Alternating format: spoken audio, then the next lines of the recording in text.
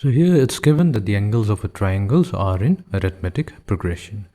Also, there's a condition that the smallest angle is 1/5 of the largest angle.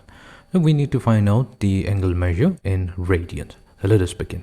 So first we'll suppose that the three angles be, since they are in arithmetic progression, so we have to select the angles very carefully. So we'll consider one of the angles to be a minus d, followed by the next angle which is a, and then we have a plus d.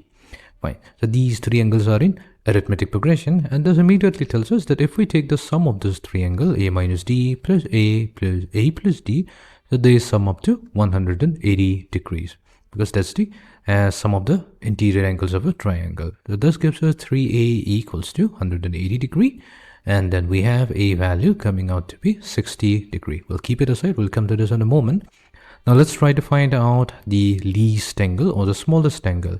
Now clearly the smallest angle will be a minus d. So that will be 60 degree minus d.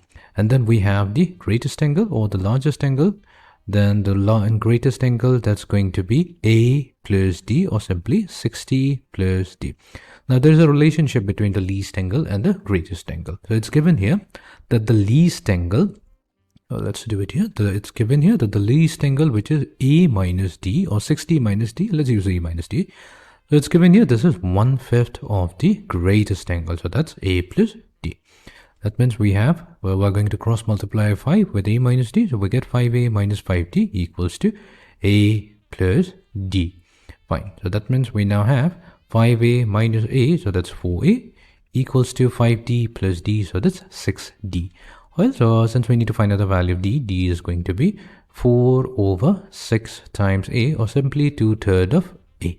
Now we're going to replace the value of a with 60 degree, and what's the value of 2/3 of 60 degrees? So that's going to be 40 degrees.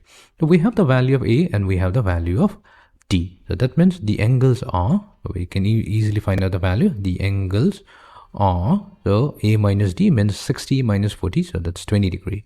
Then we have a is simply 60 degree, and then we have 60 plus 40, so that's 100 degree. Now our goal will be to convert each of the degree in radians. So what we'll do here, we'll use the fact that if we have 180 degree, so that's equivalent to pi radian, meaning 1 degree is simply pi over 180 radian.